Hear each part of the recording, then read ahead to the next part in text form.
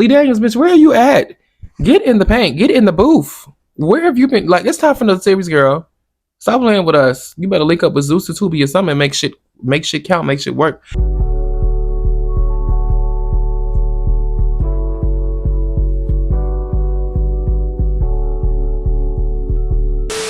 YouTube, what's up, baby? Ooh, bitches, have I missed y'all? I know it's been a minute since I actually sat down and gave you like a long form video and not just a vlog of my life. But I feel like, y'all really only pay attention to this type of content. So here I am. And TikTok has just become kind of toxic for me. And I don't know if it's like my For You page, but it's just so much negative news. So it's not just my For You page, because the For You page is a projection of life. And I need a break. Let me go on to YouTube, focus on this for a minute. I need to focus on y'all permanently, but y'all know how I be.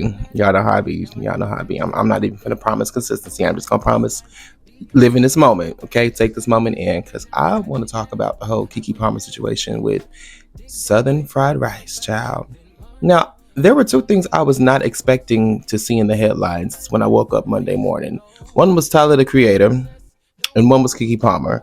Both trending for reasons I'm sure they do not want to be trending for, okay? But right now, we focusing on Miss Keke. Now, to this day, I will ride or die for Miss Palmer, okay? I guess it's a parasocial relationship. It might not be, because, yeah, it's parasocial. I don't know Keke Palmer like that, if I'm being honest. What I will say is, out of all of the celebrities that I've met, she was the sweetest celebrity I have met. The sweetest. I did a show about 6 or 7 years ago, 2019, was that 6 years ago, actually, next month on the dot.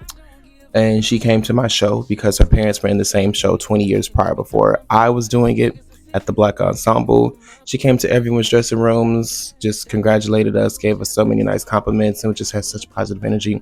And then she proceeds to ask for our pictures. She's like, oh yeah, I want your pictures. I was like, okay, girl, yes, bitch, you want my picture? Like, I'm just an undergrad. I'm a sophomore in high school. A sophomore in college, trying to make it in this game. Not only did she ask for a picture, she posted us.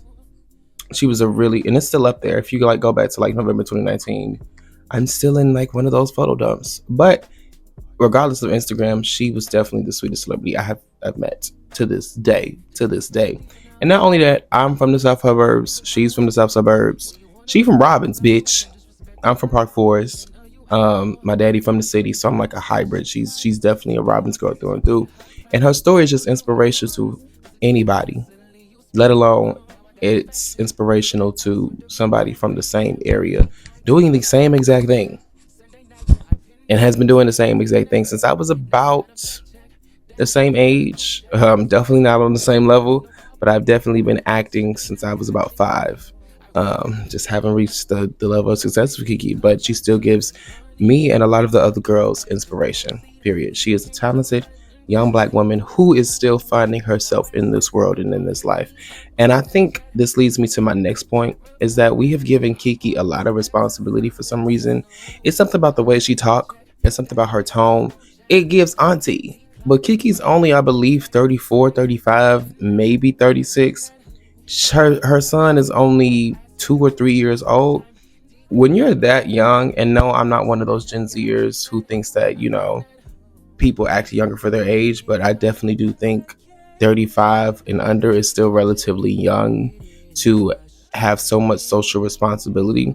When you're that young, you're still finding yourself. And I remember this time last decade, there was also a Keke Palmer hate train that I did not forget about. There was an era of time when she was labeled as corny and doing too much, and you could tell she was also finding herself as a young woman in her 20s. I remember the controversy she faced for speaking out against Trey Songz, but then also in the same year or same era of her career, spoke out in aid of R. Kelly. So it was just not the best time to be a Keke Palmer supporter. Do I still support Keke Palmer? Yes, because of the reasons I stated earlier. Do I know Keke Palmer? No. I think a lot of us have assumed that we know who Keke Palmer is through and through because of her tone, the way she carries herself, the way she speaks. She speaks like a 50-year-old woman who has known a lot more than what I think Keke actually knows. Keke has been famous longer than she has not been famous. Keke has had wealth longer than she has not had wealth. She has spent way more than half of her life in this industry consistently working. She is Keke Keep a damn job Palmer. And anytime you are in that space, and anytime you're in that world, anytime you're on a set, anytime you're doing theater, anytime you're doing music, a part of you does become desensitized. And not for the reason you may think, right? Hear me out. You are dedicating 12 hours minimum to a character. You are dedicating, and this is a day until the project is complete, until the project is on break, until the music is done. At least 12 hours a day. To become a master of your craft, you have to create your own world. And when you're creating your own world, you can become desensitized to a lot of the social cues, social issues, political aspects, and pop culture aspects of being a Black person in your industry, or being a woman in your industry, or just being in the industry, period. You become desensitized to the real world because a lot of your life is dedicated to providing a break from reality. And that is what I think Keke may be experiencing. And whenever we see her do something that we don't expect of her, even though we do not know her, that is when the controversy strikes, like defending R. Kelly or having Jonathan Majors on her podcast. And I think she had somebody else on her podcast that people did not want to see.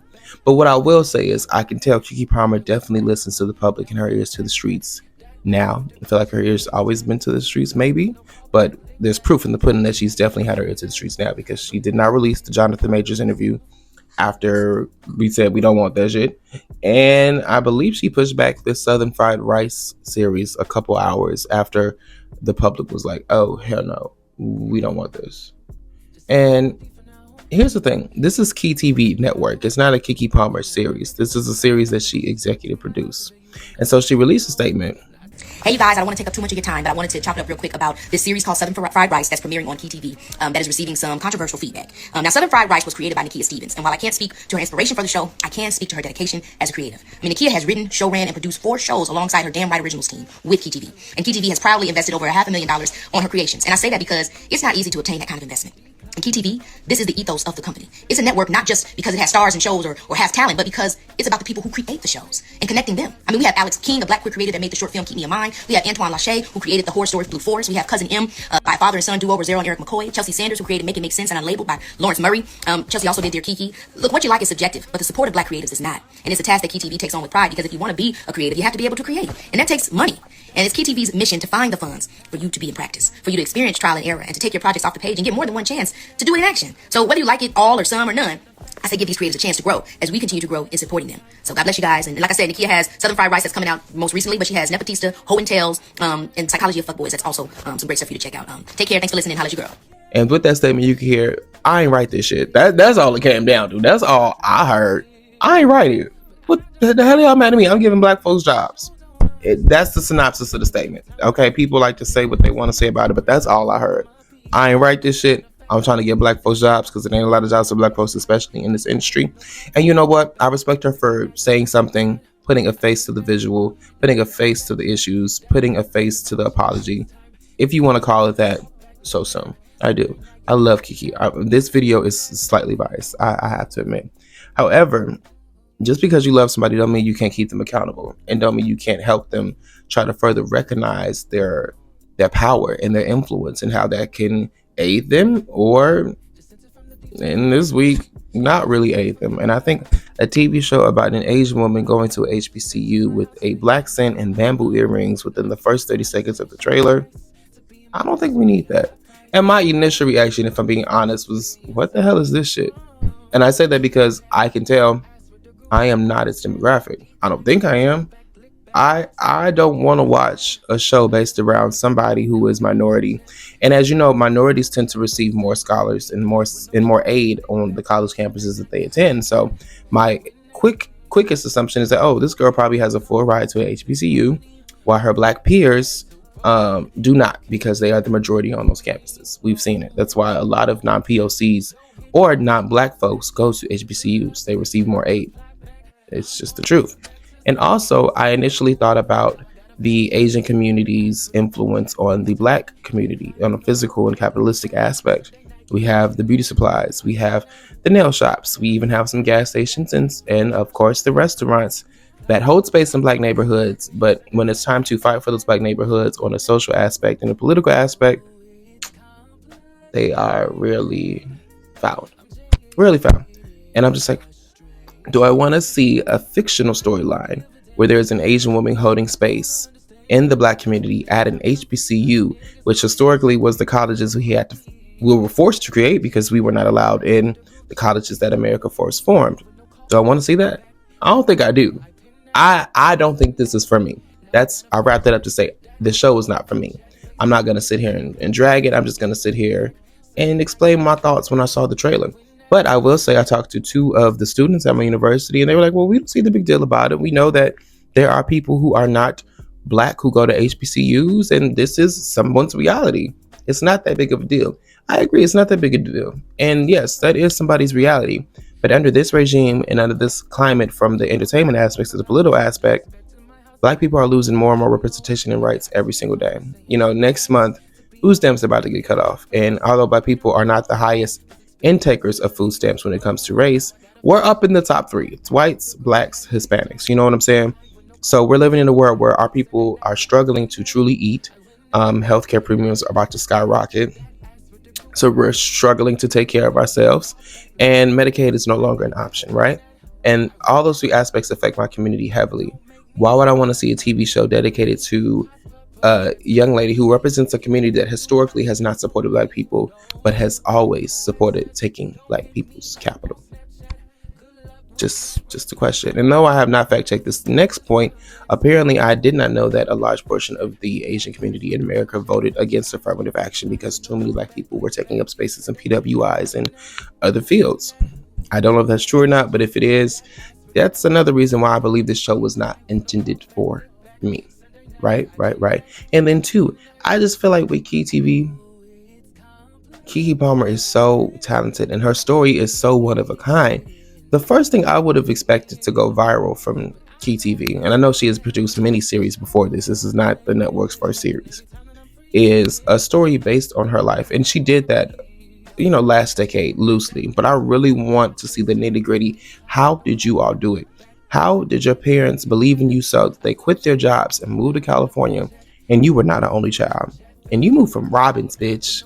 Robbins, bitch. You're from Robbins and you made it out the hood and you made it to Hollywood. And it seems like you still have a solid foundation of who you are and who your family is.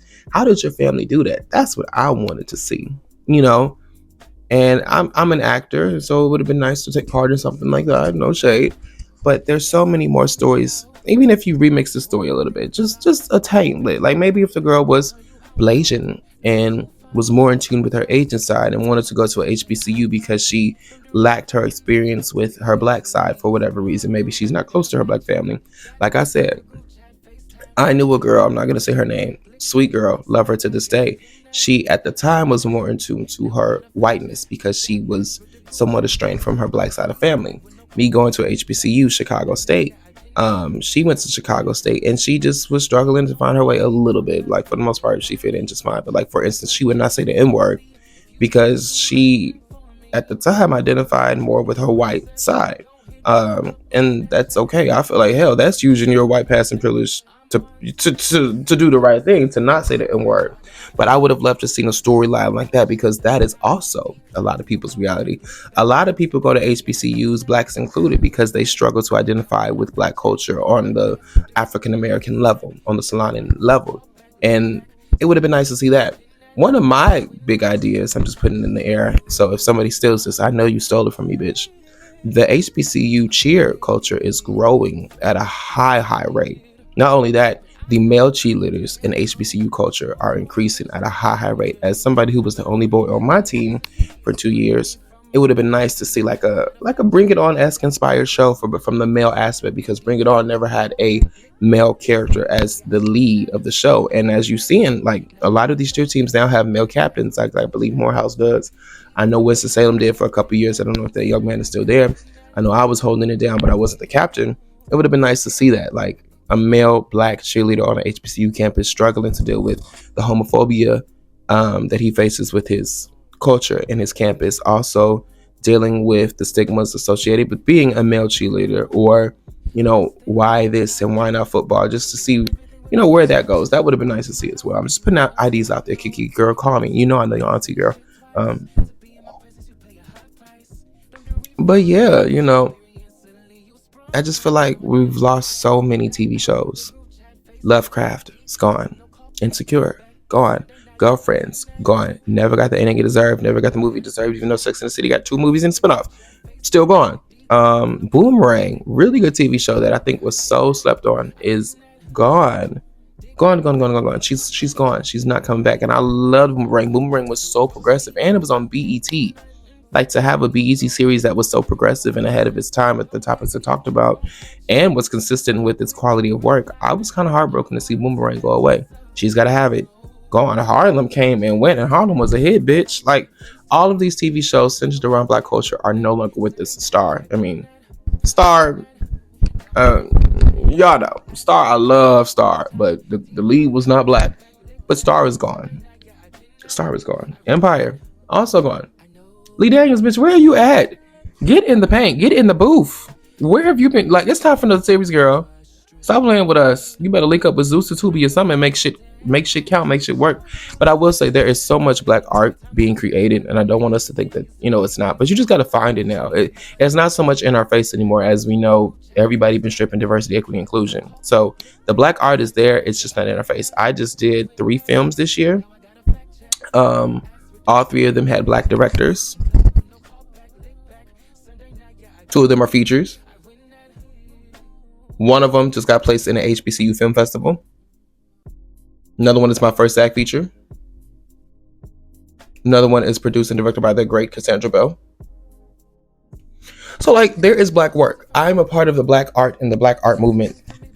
And I feel like we are going to experience another renaissance, because anytime the economy is shit, the quality of art skyrockets to the top. I wish there could be a day when we have both, but that's a different conversation. But I hope you all got the point of this video. I hope you all see that, you can criticize something and not drag it and disrespect the person. And hopefully this makes Keke a better creative overall, and make the writer of that show, I believe her name is Nikiva, or Nikita, something with the end, no disrespect to that young lady, a better writer overall. And it's okay to understand that your work is not always going to be perceived well. Okay, even though you may have the best intentions, even though you may employ a bunch of Black people, even though you may have all of the answers on paper, the execution of it sometimes leads to negative feedback. And that is the situation. It's not that deep. I'm not watching this shit. However, there's energy to whoever does. I still don't know who this show is for. Is it for the Asian community? Is it for the Black community? Is it for both? Or is it just for people? I don't think you could just cop out and say it's just for people. Like, I don't know. I still don't know who the show is for. And yeah, that's where I'm gonna leave it. I think I'm gonna keep it cute right here with all I've had to say. But I'm back, and I'm Black, and I'm blessed like that. So I love y'all. Make sure you look in the mirror, whatever it is you want to be. Know that you already been that bitch, been that nigga, been that Ice Mountain chapstick type shit. I love y'all, man. Peace.